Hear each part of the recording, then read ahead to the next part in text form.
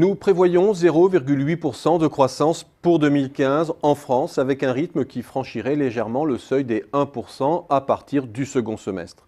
Un chiffre en retrait par rapport à la moyenne européenne et qui peut sembler dissonant avec notre discours optimiste sur la bouffée d'oxygène que procurerait la double décrue du cours du pétrole et de l'euro.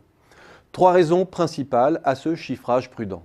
Premièrement, il nous faut tenir compte des délais de transmission de ces chocs positifs, tout comme de l'incertitude sur leur ampleur. Avec deux principales réserves à ce stade. 1.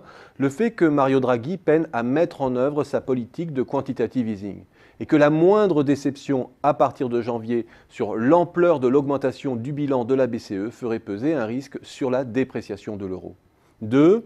Que la vitesse de la désinflation éloigne le gouvernement de sa cible de déficit et maintient la pression budgétaire. Autrement dit, la neutralité ou quasi-neutralité n'est pas encore acquise, ni à échelle hexagonale, ni à échelle européenne.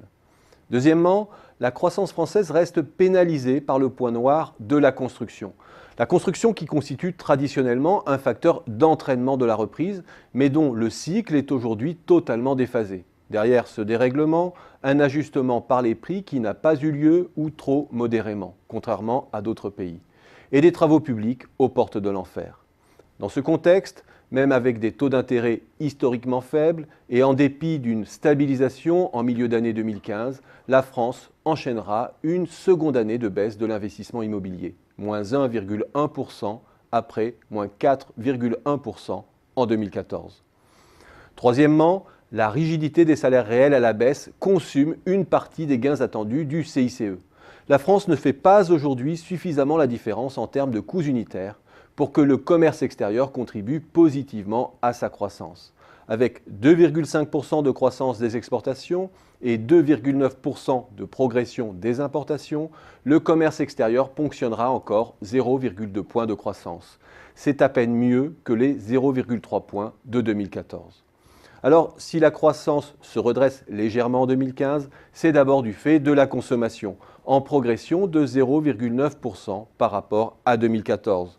En arrière-plan, une baisse de 0,3% de l'emploi, mais une hausse de 1,1% du salaire nominal par tête, à peine rogné par la très faible progression des prix à la consommation, 0,2%. Autrement dit, un pouvoir d'achat du salaire qui augmenterait de 0,9% dans un contexte de quasi-neutralité fiscale, mais aussi d'érosion des revenus de la propriété et des revenus de transfert.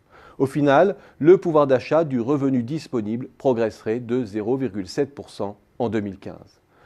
L'investissement en biens d'équipement des entreprises constitue le second facteur d'accélération de la croissance. Et si l'effet du CICE demeure diffus, l'aubaine de la décrue des prix de l'énergie va considérablement desserrer les taux des marges pour les entreprises, notamment pour les entreprises industrielles. Même si l'économie demeure en surcapacité et que la reprise de la demande reste molle, cette détente libère les besoins latents de renouvellement du parc d'équipements liés au vieillissement des installations en place. Au final, 2015 sera l'année d'une reprise molle par la consommation. Fatalité française. Une reprise qui n'extirpe pas le risque majeur de déflation et qui reste loin de la relance par l'offre voulue par le gouvernement.